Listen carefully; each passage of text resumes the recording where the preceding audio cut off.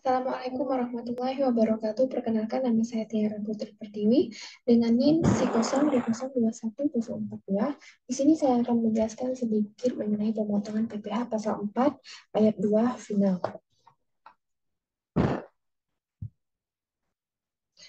PPh pasal 4 ayat 2 final merupakan pemotongan atas penghasilan yang dibayarkan sehubungan dengan jasa dan sumber tertentu, seperti jasa konstruksi, sewa tanah dan bangunan, hadiah undian, dan lain sebagainya. Ringkasnya, PPh pasal 4 ayat 2 adalah pajak penghasilan atas jenis penghasilan tertentu yang bersifat final dan tidak bisa dikreditkan dengan pajak penghasilan terutang. Maka dari itu, PPh pasal 4 ayat 2 ini dikenakan juga sebagai PPh final. Secara umum, ketentuan mengenai PPh pasal 4 ayat 2 ini tertuang dalam Undang-Undang Nomor 36 Tahun 2008 tentang pajak penghasilan. PPh pasal 4 ayat 2 memiliki skema tarif khusus atas setiap jenis penghasilan serta biaya yang terkait atas penghasilan tersebut.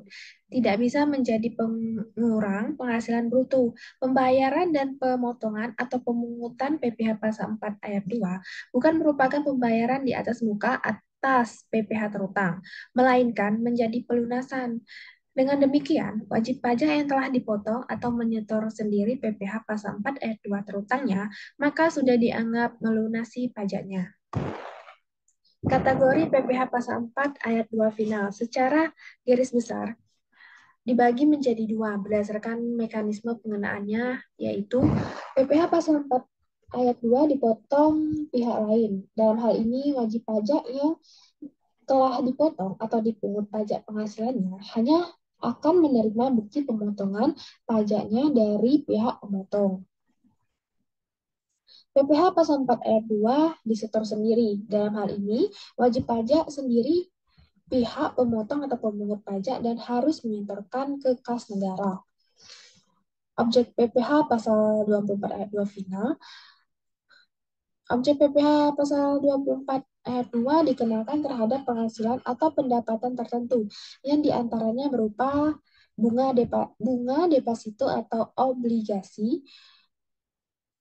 Objek PPh pasal 4 ayat 2 dapat berupa penghasilan dari bunga deposito dan jenis-jenis bunga tabungan lainnya, bunga dari obligasi, surat utang negara, serta bunga dari tabungan yang dibayarkan oleh koperasi kepada anggotanya.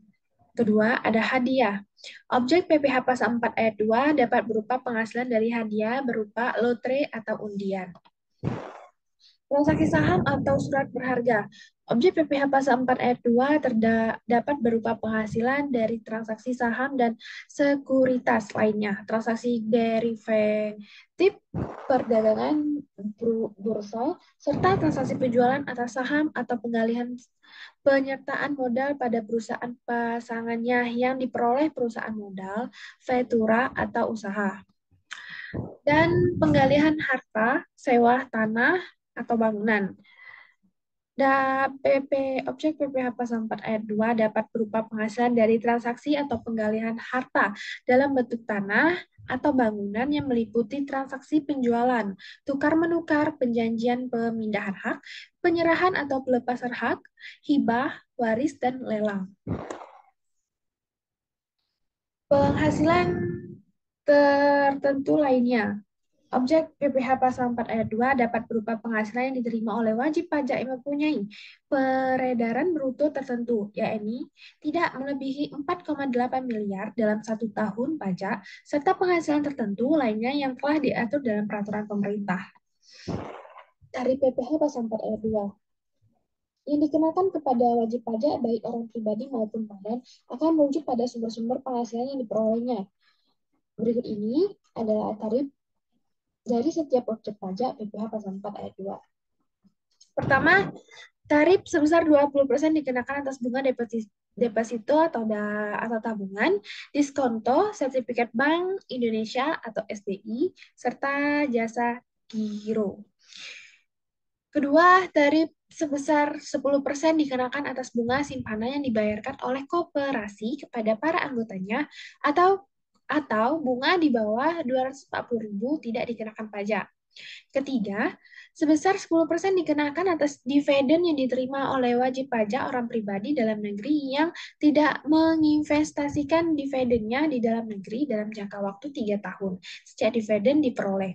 Yang keempat, sebesar 10% dikenakan terhadap persewaan atas tanah dan bangunan. Ketentuan ini lebih lanjut diatur dalam pasal 4 ayat 2 Undang-Undang PPH. Yang kelima, ada tarif sebesar 0% sampai 20% dikenakan atas bunga obligasi atau surat utang negara dan sun atau lebih dari 12 bulan. Yang keenam, tarif sebesar 25% dikenakan atas hadiah, undian, atau lotre. Yang ketujuh, sebesar 0,5% dikenakan atas transaksi penjualan saham dari pendiri dan tarif sebesar 0,1% dikenakan atas transaksi saham bukan pendiri. Yang ke-8, sebesar 5% dikenakan atas penghasilan hak atas tanah dan bangunan, termasuk usaha real estate, sedangkan tarif sebesar 1% dikenakan atas penggalian rumah sederhana dan rumah susun sederhana. 9, tarif sebesar 0,1% dikenakan atas transaksi penjualan saham atau penggalian penyerahan modal pada perusahaan pasangannya yang diperoleh perusahaan modal Ventura. Yang ke-10, sebesar 2,5% dikenakan atas transaksi derivatif berjangka panjang yang sudah diperdagangkan di bursa.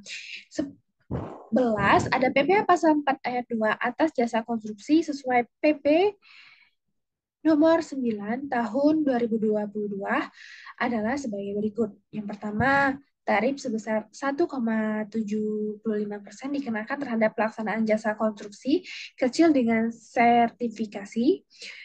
Kedua, tarif sebesar 4% dikenakan terhadap pelaksanaan jasa konstruksi terhadap sertifikasi.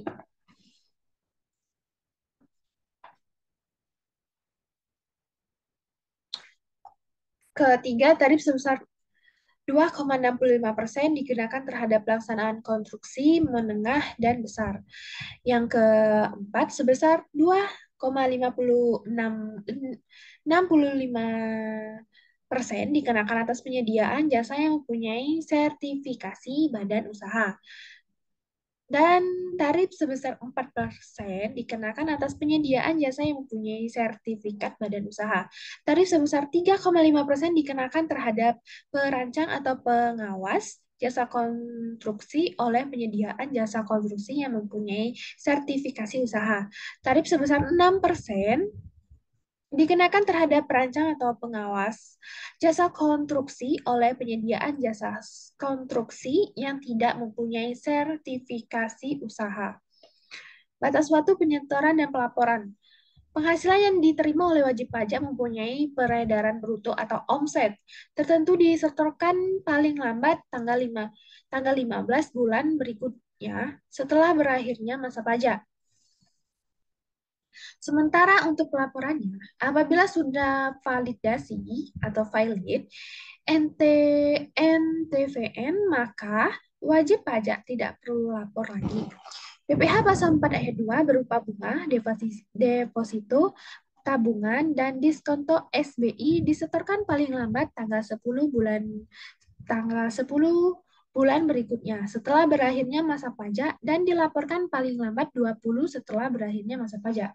PPh pasal 4 ayat 2 berupa transaksi penjualan saham disetorkan paling lambat tanggal 20 bulan berikutnya setelah bulan terjadinya penjualan saham. Sementara dilaporkan paling lambat tanggal 25 setelah bulan terjadinya penjualan saham.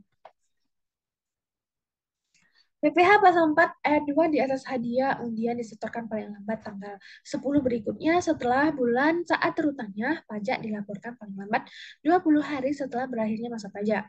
PPh pasal 4 ayat 2 atas persewaan tanah atau bangunan disetorkan paling lambat tanggal 10 atau pemotong pajak.